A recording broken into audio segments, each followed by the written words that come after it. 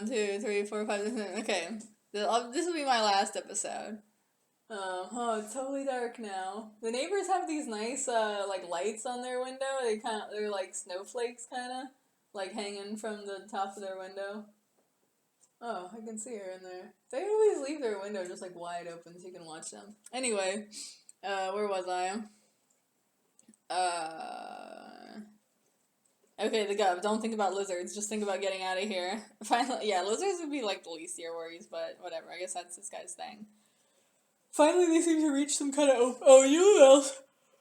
I feel like you get diseases from being in there because not only would you be breathing in all the dust, all the cobwebs, all the nasty. Like, dust is basically just like, all the nasty shit of the world. Just like, it's just fine dust of just gross shit. Like, and that goes in your lungs. It's bacteria, it's mold, it's fucking like dead skin, it's fucking like poop, like grain, and then there would be like rat shit probably. There'd be like tons and tons of rat shit.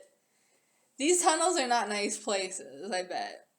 You get like a full on disease and you'd be like filled. You look like a fucking chimney sweep when you come out the other side. But anyways, where was I? Oh yeah, don't think about lizards, just think about getting out of here. Finally, they seem to reach some kind of opening in the wall to the outside world. The governor pushes the vent open. They find themselves way up on the wall with a sheer drop below.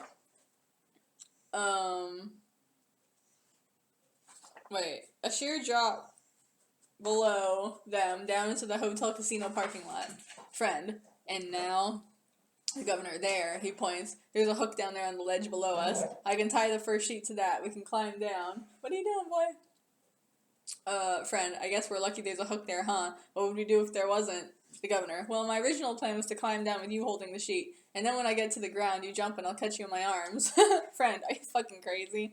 The governor, but hey, we don't have to worry about that now, right? Here, just hold my legs. The governor checks around in all directions so they're not being watched, and then he crawls out with his belly against the wall like Dracula, while his friend holds onto the back of his belt and his pant leg so that he doesn't plummet down to his death. The governor reaches out stretched like a cat to get the hook. Both of them are holding their breath. Basically, these guys are just really pushing the limits of the shit they're doing here. The governor's hands are all sweaty and slipping on the sheet, but finally, oh my god, the stress, in parentheses, he manages to get the sheet onto the hook and tie a good knot. He should have tied a circle first and then just slipped it onto the hook, but okay. The governor, all the blood's rushing to my head and my crappy eye. Fucking headache. Just then he hears the sound and looks up. He sees two of Aquaman's armed guards walking around the perimeter of the hotel casino, totally oblivious to their escape attempt. The governor whispering, shit. Friend whispers back, what? The governor, night patrol, be quiet now. His friend pulls him back up into the air vent tunnel, and once they're safely huddled again, they start tying all the sheets together in a long rope, end to end. You know, the classic drill. Friend, ready, Phil? Oh yeah, his name is Phil. I totally forgot that. The governor, ready, Coco. Oh yeah, his name is Coco. Okay, basically, I don't think it ever says, it's like open to interpretation, but I imagine Coco to be this like tall blonde guy, kind of like Harvey Dent looking-ish. But like, okay, the reason his name is Coco is because, if I'm remembering this right, I might be falsely remembering, but when I worked at the sandwich counter, there was this one dude who came in, he was a businessman, he had like a full-on suit and everything, and, when people give us their, like, tickets to get a sandwich, they put their name on it so we can, like, call them out, and stuff, and his name was Coco, and I'm just like, that's kind of weird. Like, fucking stereotypical ass looking businessman, you think his name's gonna be like John or something like that, but it's like Coco. It's like, okay, that's interesting. Okay, ready, Coco. They hold onto the sheet and start rappelling down the side of the building like rock climbers. Coco looks down. I can't believe we're doing this. The governor. Don't lose your nerve now.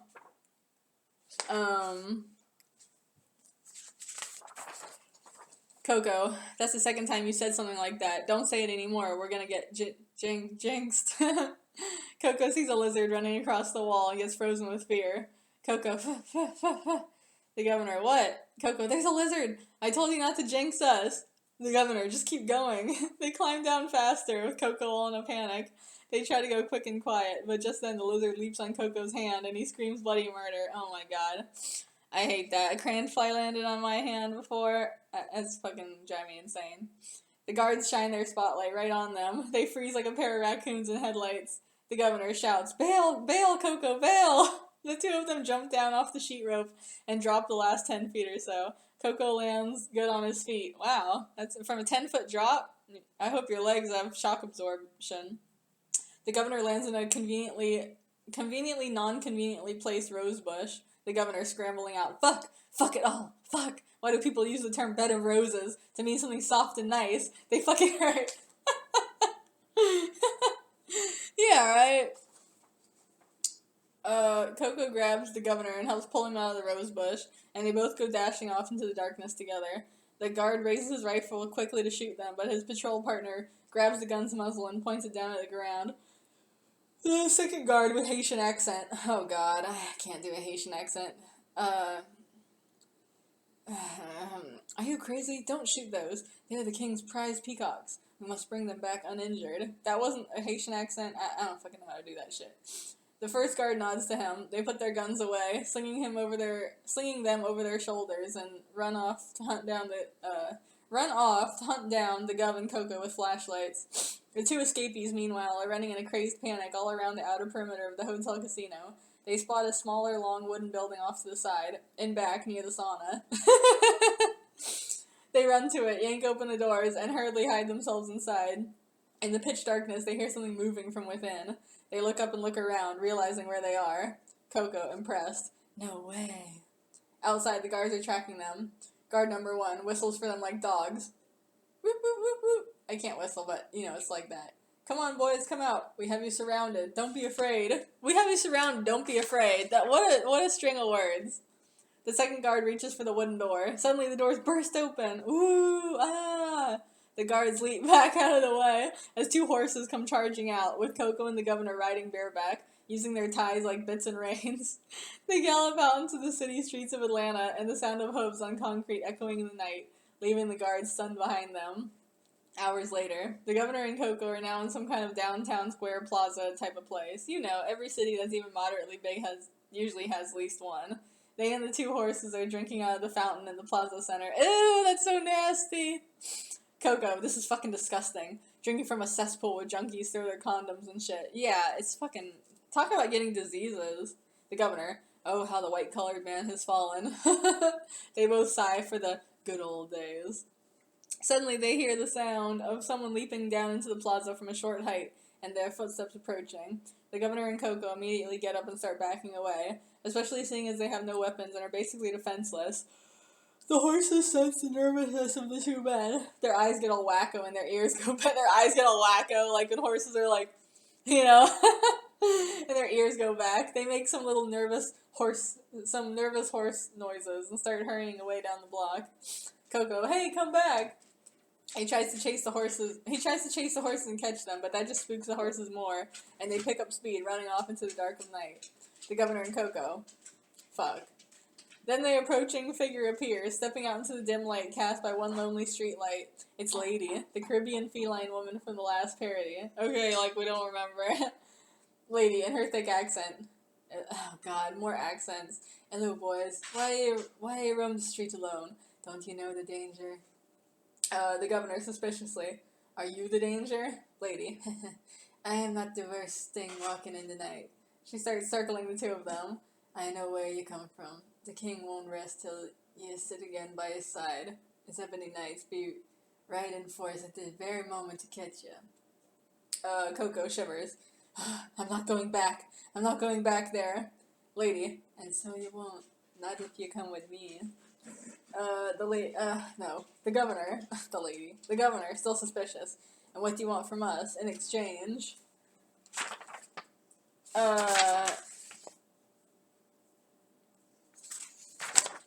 Lady, ... thinks quietly, then smiles. I'll think of something. Later, cut to the governor, Coco, and Lady walking through the woods in a big nature park as the sun is rising and shining down through the trees. Oh man, I went all night. The 2 guys look pale and tired, like they've been walking all night and into the next morning. The lady is completely unfazed, just her usual daydreamy, tipsy self. The governor complaining. We've been walking all night and into the next morning. Can't we rest? Coco. Yeah, and we haven't eaten a damn thing but painkillers and toilet water. Ugh, God. The governor. Goddamn, I feel like shit. Coco. I don't know how much further I can go. Lady rolls her eyes. Ah, you boys. Don't your mother never teach you to be quiet? We almost there. And in a few short moments, they arrive at her secret dwelling. Secret dwelling has, like, capital letters. Woo! It's a tree house way up high in a big old tree. Lady with pride. Here we be. Me home. Built of me own 2 hands. She sighs fondly, smiling. Come up, boys. We be safe there. She leaps up and takes hold of some ropes, which are tied up and down the tree trunk. In her usual cat-like way, she climbs nimbly from rope to rope up to the treehouse. The guys just stare at her exhaustedly. Lady calling down from the porch of the treehouse. Come on, boys. The governor and Coco. It's like this long, like, groaning thing. The governor and Coco, cut to the governor and Coco up in the treehouse on their knees. They're both panting and sweating as if they're at the gym and their suit jackets are off and tied around their waists. Lady rolls eyes. Ah, boys. She wanders away out of frame and we hear her opening a canned beverage. Viewer's choice of what it is. Beer, soda, other. Coco sits himself up and peers all around the treehouse. Creepy tiki music starts to play in the background as he realizes that the walls and ceiling are completely covered in symbols and items of voodoo worship. Everywhere he looks, he sees things like chicken feet, feathers, beads, little skulls, painted symbols, teeth, fabrics, candle stubs, beaks, and all other types of occult-looking shit. Coco. Good God. You're a real fucking stereotype! Pan over to see Lady cutting an apple with a small knife. She points the knife at him threateningly. Lady.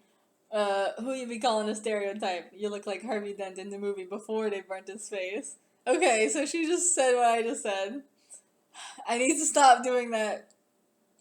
Coco sighs. I guess we're all stereotypes in our own way. The governor. What's my stereotype? Coco and Lady, in unison. Supervillain. The governor just looks back at them, taken back. The governor, flatly. I'm flattered. Coco to Lady. Well, thanks a lot for letting us stay up here with you. You sure the zombies can't get up here? Lady nods. I am sure. She walks across the treehouse and takes down from the wall a very primitive, in parentheses, but well-made, bow and a satchel full of arrows, which are tipped with sharpened scrap metal and look dangerous as hell. Lady, now I go hunt for our food. You, One Eye. Go out on me back porch where you find the water bucket and wash me clothes. And for ye, Harvey, clean out me oven and set the table. When we get home, we have a real dinner. She winks at them and leaves down the tree ropes. Coco and the governor wait till she's gone and then look at each other. Coco and the governor, in unison. Married life. The end of chapter 2. Oh my god, now I gotta sift through. Why did I fucking do it like this? I guess this is the way it printed out at the printers. Oh, I remember why. Yeah, because on my computer I had each chapter in a separate file on my computer because I was worried, like, I didn't want it to, like, you know, get erased or whatever if something bad happened to my computer. So I'm like, okay, if a couple of them get erased, I can redo them more easily than having to do everything, you know? So yeah, then when I went to Kinko's, you know, they don't let you print, like, when you have a USB in the thing, they don't let you print, like, multiple things at once. They only let you print, like, one file at a time, so, and then I wanted copies, obviously, so that's why it's like that, I guess. Okay, episode 3, The Descent. I don't know if I'm gonna be able to finish this, but I'll see. Let's tilt it, like, oh wow, look at all the it looks so scholarly. It doesn't look that scholarly in real life. It's the angle. Anyway, okay, yeah, move it like this so I can just have it like this so I don't have to constantly remember what side of the page I'm on. Okay, episode 3, The Descent. Open on the first storyline again. The lead soldier pulls a bandana off Rick's face and we can see what he sees. Yes, the most predictable cliche ever. Now they're in some shitty temporary tent with a lantern hanging for light as the storm continues to rage outside. Rick is down on his knees on the floor. His hands are behind his back and tied to a stake in the ground. He looks up at the lead soldier, who's pacing slowly back and forth in a predatory way. The soldier looks pretty rough and tough. He has long, scraggly black hair and is big, lean, and dangerous looking. Is a big, lean, dangerous looking dude that you most likely do not want to fuck with. Soldier. I realize he kind of, the way I describe him, he kind of looks like Rambo, but in my mind, he doesn't look like Rambo. Like, in my mind, he's totally different. He's like, I mean, he has all those traits I just said, but he's different. He has a different face. Soldier. I never thought I'd see you again. You know what's funny? Even though he's obviously he should have a southern accent too, right? Because he's supposed to be from Georgia, like all of them. But in my mind, he, like, doesn't have a southern accent. I don't know why. Anyways, I'll try to give him as much of an accent as anybody else. Soldier. I never thought I'd see you again. You don't remember me yet, do you? Rick, nervous. Well, not really. Soldier. I didn't expect you to. Well, here's a hint. Invasively, in parentheses, it says, I know you got a scar on your belly, and I don't need to undress you to know that. Rick, semi-dramatic little gasp. You're Luke. Luke, now you're remembering. Rick, you shot me. Luke, with no remorse whatsoever. Right. Rick, you put me in a coma. You almost killed me. Luke, yeah. Rick, ... He decides to move on. What are you doing out here with all these people? Luke, a little aggressively. What's it look like I'm doing? I'm surviving. He gets closer, intimidating. I bet you thought I'd lost my mind, huh? I bet you thought I'd be dead by now. That's like that song where she's like, I bet you thought I'd be in the back of a car or something like that. Rick. I didn't say that. I guess I'm not doing an accent for Rick either, but fuck accents. Luke scoffs. All those times the county called you up to keep me under control. Poor old Luke. Just a broken down old cowering dog, lost in his own mind. Fucked up beyond repair. Don't lie. You know that's what you and everyone else thought of me. Rick, getting more nervous. I never said those things. I always treated you nice and fair, didn't I? At first, Luke doesn't answer. He just keeps circling around. Then he takes out a handgun from his holster and puts it against Rick's head. Rick is stiff and frozen with fear. Alright, this is what I'm talking about with trying to, like, take things a little more seriously. Like, I try to have a couple drama scenes in here. Luke, are you afraid? Rick, ... doesn't know how to answer. Luke, well, are you? He nudges him with the gun. Rick shuts his eyes. Yes, I'm scared to death. Luke, darkly, yeah, I thought you might be. He narrows his eyes. Are you shaking? Is your heart pounding? Oh, but this part, that shit is from, what is it? That's from King of the Hill. when Luann is, like, pissed off with the dog because she keeps eating her makeup or whatever. Okay, are you shaking? Is your heart pounding? Do you worry you might not still be alive when the sun comes up? Rick, in desperation, yes. Luke, see, it ain't a good way to live, is it? But you know now how it was like for me. While you and all your family and friends lived your nice, quiet little lives in your nice little so-called normal world, well, now you're in my world, officer. This is what I was made for. Out here, I'm a war sergeant, and I do whatever I need to stay alive. There is a long-ass dramatic silence. Luke finally lowers his gun. Rick, what are you gonna do to all of us? Luke, you'll join the village. We have this territory occupied. Of course. When I let you out of this tent, you go back and tell your team they better not try to escape. I'll treat you the same as any of these civilians here. I'll kill anyone who tries to run. Man, woman, or child. Rick, what did this village do to you? Luke narrows his eyes. Do? Nothing. They were just here. My men need to eat, don't they? They need water and shelter. See, that's the problem with you. You think everything's personal. These people here, nothing but my farm and livestock, that's all. And I'm not letting them go so easy. God, that's just like, I've been getting into all this Roman shit. That's exactly like, any fucking, like, person, any people that takes over another place, that's pretty much, like, the way they think. He turns and gets ready to leave. Luke, now go to sleep. I'll come and grab you when I need you tomorrow. You're gonna help me and my team. So get a little fucking rest while you can. I need you alert. I hate when people say, like, I need you something. It's just tell them what to do. Just give an order. Okay? In all honesty, if you're somebody's prisoner, the prisoner doesn't care what you need. Like, you know what I mean? Like, if somebody is mistreating me and abusing me, I really don't give a fuck, like, what they need. I don't give a fuck what they need me to do or be. Just order me around because I know you're gonna kill me otherwise. But don't say, I need you to do this. I need you like this. I need you awake. I need you this. I need you that. Like, just tell me what to do, because I really don't give a fuck what you need. Anyway, okay, next time we'll continue.